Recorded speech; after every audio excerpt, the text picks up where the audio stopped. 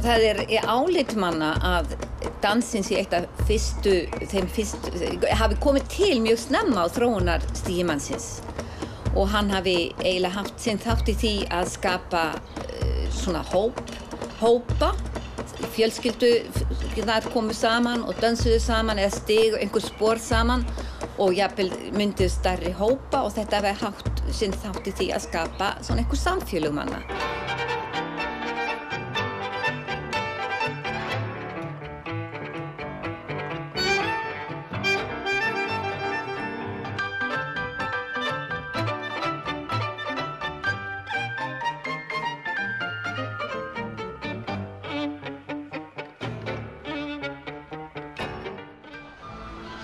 Lára Stefánsdóttir og Áskell Másson eru listafólkið sem við fylgjumst með í kvöld.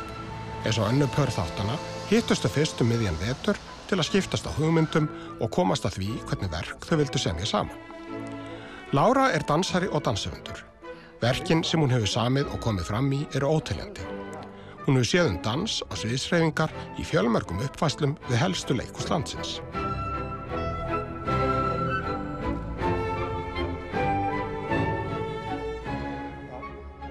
Áskell tónskáld og líka slagverksleikari. Hann afar áberandi í tónlistarlífinu og verk eftir hann eru frumflutt með reglulegu millibili. Þannig hefur það lengi verið því hann byrjaði snemma að semja tónlist. Hverjar eru hans fyrstu tónlistarminningar? 30 ára að hlusta á Tjekkoni getur eftir Händel. Líklega. Hvað? Eitthvað úr plötusafni hans föður míns. Hafði það mikil áhrif á þig? Já, það. Þetta og ýmsir aðrir hlutir svona en þetta eitt af því sem ég man vel eftir. Litlu fúkunars Bachs og svona.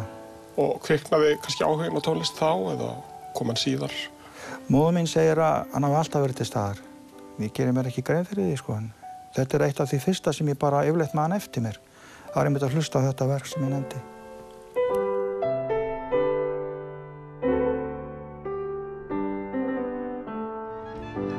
Áskell hóf formlegt tónlistarnám sem barn með því að fara að læra á klarinett. Hann skipti svo yfir í slagverk og fór fljótlega að sérhæfa sig í fingraspiluðum trommum. Á þessum tíma var erfitt að verða sér út kennslu á slík hljóðfæri. Hann þróaði því sína eigin tækni. Sú tækni byggist á mismunandi leikaðferðum frá hinum á þessum löndum. Þetta nær svo langt út fyrir öll hefðbundin hljóðfæri. Það hægt að slá á nánast hvað sem og ef maður velur hljóðin rétt þá hægt að ná fram fallegri hljóðmynd með alveg ótrúlegustu hlutum. Þetta nú væntanlega bara elsta hljóðfærið. Það held ég hljótt að vera. Þetta hljóti bara að vera. Já.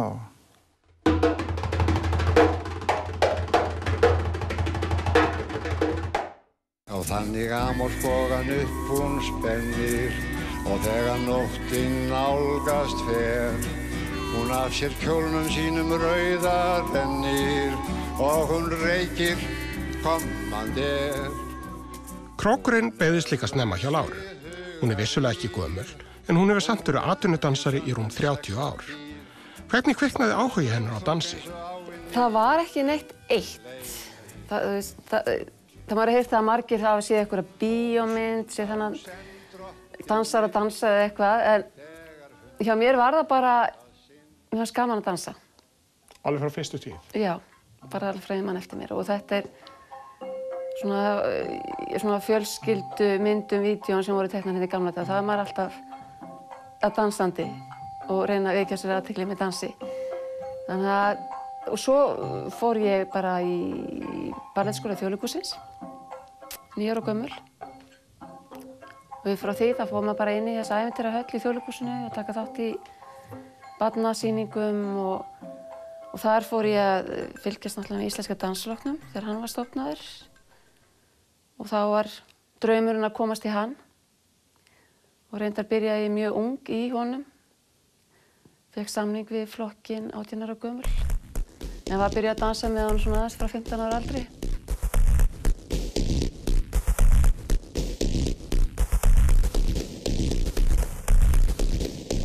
Á mínu mati að þá dönsum við til þess að laða fram í okkur lífskraftin. Það einhvern veginn, það eitthvað einhverjir ótrúlegir töfrar sem að gerast þegar líkaminn byrjar að hreyfa sig við góða tónlist og maður fyrir handan við hugan og svona einhverja rökræna hugsun og myndast einhver ótrúleg veljan og gleði held ég. Það ekkert skrítið þó fólk hafi í gegnum tíðina að dansa sig í trans, því það einhvern veginn svo mikil orka og veljan. Þannig ég held að þetta snúist lífsorkuna, að draga fram einhvern veginn og að skapa lífsorkuna. Þannig að það fátt jafn lífgefandi finnst mér eins og að horfa á dans og að upplifa hann sjálf.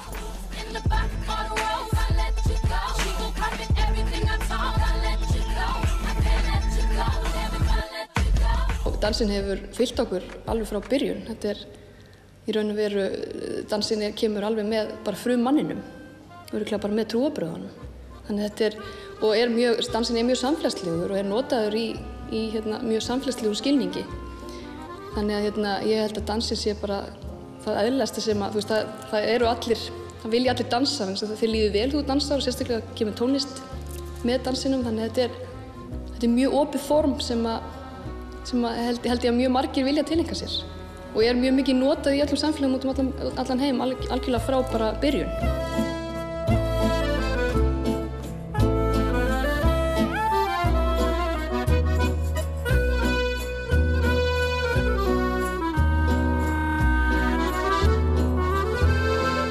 Í hinu karllæga samfélagi þá skiptir tæknin og greiningar öllu máli, tæknin, tólin, verkfærin, greiningar, fræði, speki, skilurðu. En það svo merkilegt, þetta allt saman vitsmunatengt og vitsmuni skapa ekki. Þeir eru góðir sem aftursætis bílstjórar en skelfilegir sem stýrendur. Og þess vegna þurfa hið kvenlæga sem við kennum stundum við tilfinningar, kenndir okkar og hvatir, það að sjá fyrir þá óorðna, spákonu tendensa skiluru, að hafa tilfinningu fyrir eitthvað sem í loftinu en við getum ekki almennilega komið orðum að skiluru, sem við það að verða verðandi sjálf, hið kvenlæga skiluru, að það til að hið fyrra, hið karllæga meðvitund okkar, hið seinna, hið kvenlæga sem okkur hættir svo oft að tala niður, undir meðvitundun okkar en aðal tæki til þess að hlutinni verði til þess að það óorðna birtist í þessum heimi.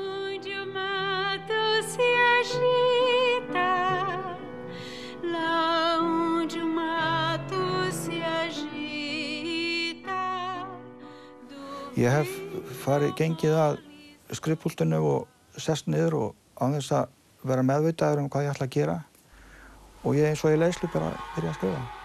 Já, þá það eitthvað sem að undir meðvitundin, hún svo langt á undan manni, að það mjög forvitnilegt að treysta henni stundum og bara opna fyrir.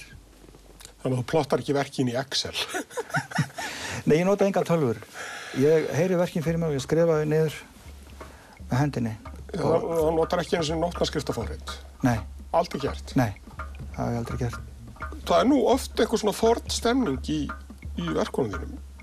Já, eða forn eskjuleg stemning, já, til dæmis að glittir stundum í íslensk þjóðlög. Já, ég byrjaði því fyrir eitthvað 15-18 árin síðan að ég held ég myndi aldrei gera það. En þá kom svona augnablik og mér fannst einhvern veginn ég þyrfti að fá einhverja ákaflega einfalda línu sem væri meira og minna með jöfnum nótnagildum. Og þar liggja nú mörg íslensk þjóðlög og sálmar. Og svo ég byrjaði einhvern veginn þar og bjóti síðan kontralínur þar út frá sem voru svona flóknari og fóru allt kring. Og síðan hef ég unnið mjög mikið með þetta, það rétt.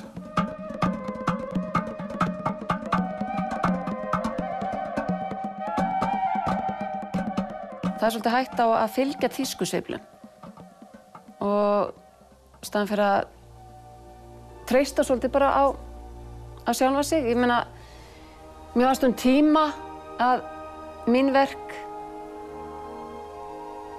svona að koma, já, þetta nú orðið svolítið gamaldags, það sem ég að gera. Það svona, það mikil dans, svona fyrir eitthvað stundum oft klassískt yfirbræð, mikla tilfinningar sem dansarinn að tjá sig með. Það var ekki, kannski, þú veist, að því að það var svona tíma það var allt mjög cool. Allt var að vera rosalega cool. Helst ekki helst ekki sýna neitt, sko, hvernig, já, tilfinningar eða.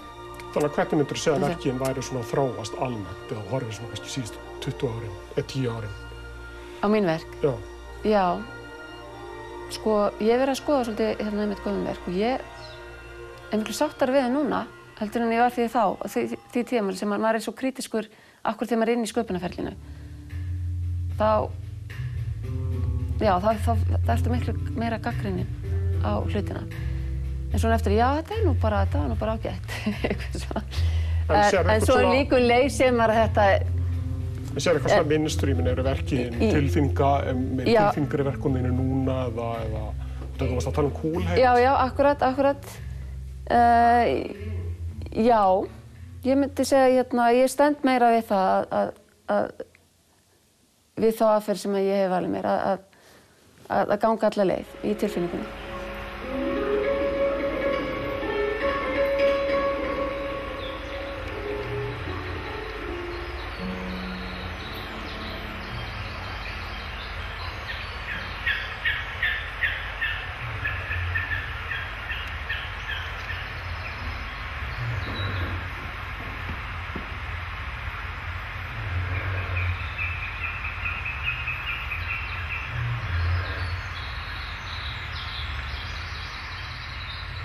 Lára og Áskell hafa lengi þekkst, enda hafa þau unnið saman áður.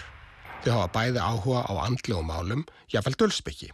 Þessi áhugi sameinaði þau í verkefninu sem var framundan. Já, við Áskell erum búin að hittast og gekk ótrúlega vel. Og við svona náðum einhvern veginn farin á sömu línu. Og okkur finnst mjög áhugavert að taka lífið eftir lífið, taka þá pælingu svolítið.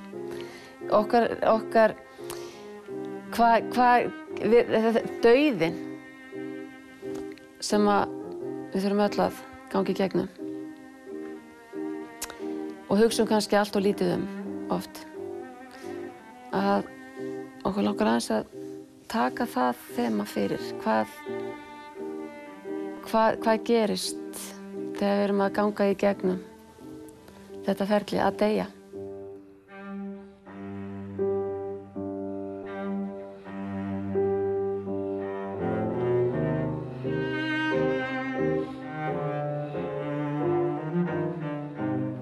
Ég vænti þess ekki að fá tónlistina strax frá með Áskalli, ég er að bíða aðeins með það.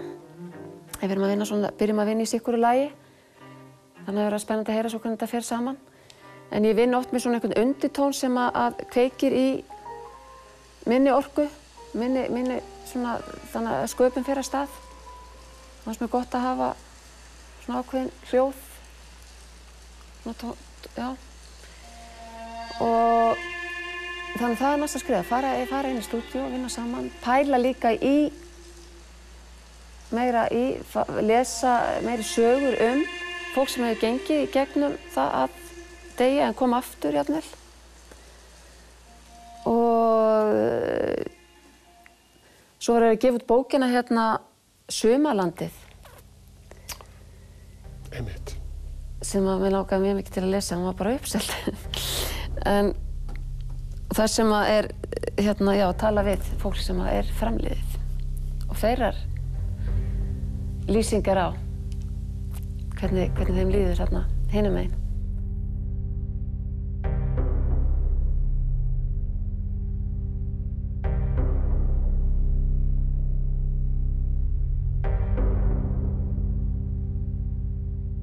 Ég upplifði eins og að fara úr líkamann sem var ákaflega sérkennileg reynsla. Það var bara komið fyrir mig einu sinni. Og hvernig var svo reynsla? Það varð eiginlega til þess að ég fór að hugsa þessa hluti. Mér fannst þetta svo merkilegt og hreinlega trúði ekki að þetta gæti gerst. Og getur þú sagt mér eitthvað annars hvernig það var? Það er eiginlega lítið frá að segja nema mér fann ég lá á gólfinu og horfði bara upp í loft og skyndilega bara sá ég sjálfa mig liggja á gólfinu. Ég var einhvers staðar svífandi yfir sjálfa mér og svo eftir smá stund þegar ég fór að hugsa þetta þá hvar þetta allt saman og það var aldrei komið aftur.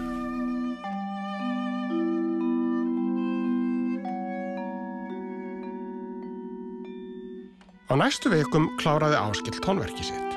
Það var svo tekið upp í hljóðstúdíói RÚV talsvert síðar. Dansinn eftir Láru var til nokkru seinna en tónlistin og hafði þá farið í gegnum alls konar umbreytingar. En grunnhugmyndin var samt alltaf svo sama, dauðinn og líf eftir dauðan. Hugmyndirnar hafa einfaldast. Það var svona kannski flóknari hugmyndir í byrjun með að hafa kannski með sviðsmyndina og gera þetta svona... Já, við tökum aðeins öðruvísi á þessu. Já, við tökum öðruvísi á þessu. Bara förum inn í einfaldleikann. Já. Við vorum alltaf sammála samt að við vildum ekki segja sögu. Já. Við vildum ekki hafa eitthvað sem flokkast gæti undir atburðarás. Heldur vera meira svona í fantasínu. Já. Og við tökum meira á þessari dauða hugmynd frekar eins og meira í fleiri myndum. Þú veist að þessi umbreyting í samböndum, í starfi. Það er þetta leið og farið í eitthvað annað, bara í hverdeginum. Þó deyr eitthvað leið. Lifnar eitthvað nýtt, þá deyr eitthvað annað leið. Í öllum okkar athöfnum.